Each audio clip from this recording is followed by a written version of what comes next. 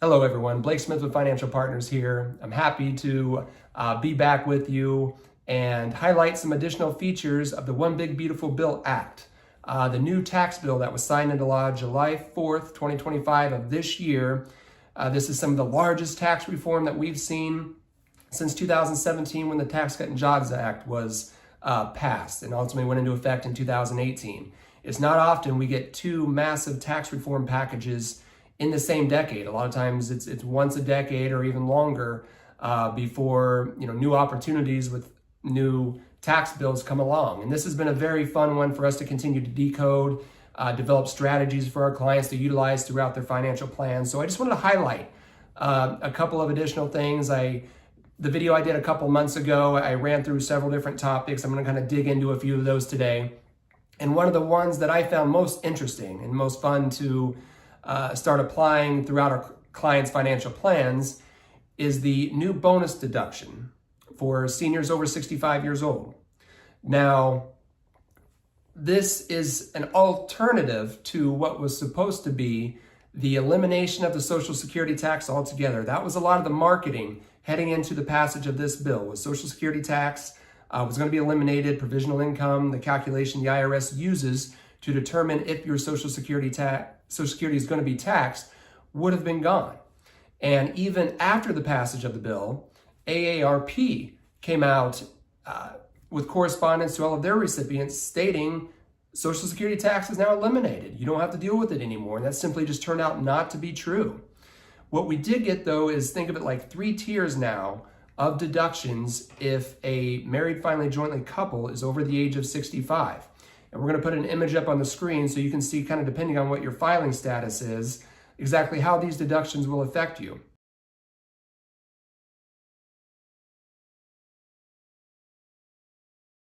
Now, I'll just, as I'm talking, refer to a married filing jointly couple specifically. So standard deduction, think of it like tier 1, for a married couple is $31,500. You can deduct that off the top of your income, and that stays the same. Part of the maintaining of these higher standard deductions that we got through the first round of the Tax Cut and Jobs Act, aka the Trump Tax Cuts 1.0. Now, what continues on also is the normal extra deduction. If both spouses are over the age of 65, we're kind of talking to our seniors and retirees specifically, you can get an additional $3,200 on top of the $31,500 deduction that you already have. All right, so that continues on, and what is new is the new bonus deduction. $6,000 per person, as long as you're over the age of 65, for a potential $12,000 third tier additional deduction. You add all of that up, and a married, filing jointly couple over the age of 65 could potentially have a total deduction up to $46,700. That is a massive tax savings above and beyond what we used to have in the Tax Cut and Jobs Act, the prior tax bill.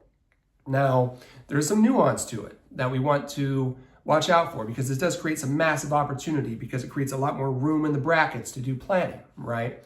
However, for a married filing jointly couple, the phase out is about $150,000 of income. So when we're thinking through our income for the year, Social Security, pensions, distributions from pre-tax 401ks, IRAs, we want to monitor how much income we're bringing in, because we could potentially start to get phased out of these extra deductions. And if our goal is to be proactive with our tax plans going forward, we want to leave room in those brackets, because we can do a lot of strategic financial planning utilizing strategies within the extra room in the brackets. So for a married couple, again, that phase out starts around $150,000. For a single filer, it's $75,000.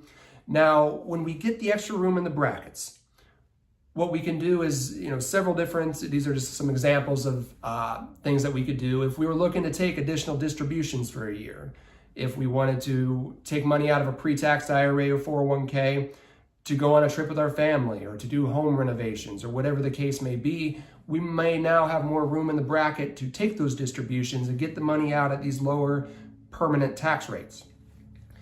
Now, what that also does is creates extra room in the bracket for tax management in the way of like Roth conversions that we've been talking to our clients about for years. We want to use these low brackets while we got them, because with OB3, the tax rates have been made permanent. And all that means is there's no sunset provision like there was with the original Tax Cut and Jobs Act. However, as I often joke, all tax law is written in pencil. A new president, a new Congress can come in and change the tax rates from where they are today. It will probably be a couple years, best guess, before that would be on the table. However, we want to be proactive. We want to take advantage of these low rates. Again, I often joke that don't ever waste these low brackets. We can't go back and use them later if tax rates in the future change. So we want to do strategic planning while we got them. Another thing that we talk to clients about, and this is, kind of depending on the client situation, is maybe replacing part of the IRA with a life insurance policy, taking distributions, using that for a premium, creating a liquidity event. If the insured passes, a tax-free liquidity event, you don't have to deal with the complexity of IRA distributions to non-spouse beneficiaries, the 10-year rule that we talk to a lot of our clients about. So there's a lot of opportunity created with these permanently lower ordinary income and capital gains brackets. Now, speaking to the ordinary income and capital gains brackets themselves, again, these are permanently lower and they are historically low. We've talked to our clients about where some of the tax rates were decades ago, much higher than where they are today. So again, utilizing them, taking advantage of them while we got them can make a lot of sense. I'll speak to specifically the capital gains brackets now for our clients who have non-qualified or non-retirement assets, like a brokerage account, for example. As those accounts hopefully grow over time, what we get is unrealized capital gains, appreciation, or think of it like paper gains, right? We haven't realized the gain yet because we haven't sold the asset, because potentially that would create a taxable event through a capital gain. Well, just for example, and again, we'll have the image up on the screen so you can see the tax rates.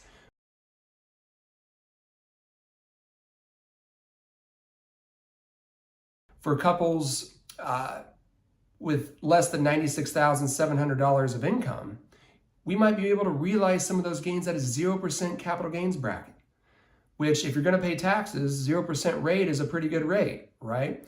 So again, this creates opportunity to do what we call basis management, being able to realize some gains throughout the year along with our tax loss harvesting strategies, and really taking advantage of this new tax law, layering it into our clients' financial plans, and being as proactive as possible versus being reactive down the road if tax rates decide to change and potentially go up. That creates more of a reactive nature to financial planning versus us trying to be proactive with our clients. So I know us at Financial Partners, Bob and I, we've been talking about taking advantage of these tax rates for years at this point. This creates even a longer runway to be able to do that. We continue to decode and learn new strategies with this bill. And again, I just wanted to highlight and dig into a couple of specific pieces of the legislation today, and I'm going to do a few more of these throughout the next several months. But by all means, if you have questions in regard to your financial plan, any of the topics that I discussed today, give us a call. We look forward to continuing to visit with all of our clients and taking advantage of this new tax law the best we can in a positive way. Also, here in a couple of weeks, we will be celebrating our 25 years of being in business since Bob founded the company back in 2000. So we're very excited for that. We're going to be doing some fun things in regard to that 25-year anniversary. We look forward to communicating that to you as well. Giving a call if you have any questions. Talk soon. Thank you.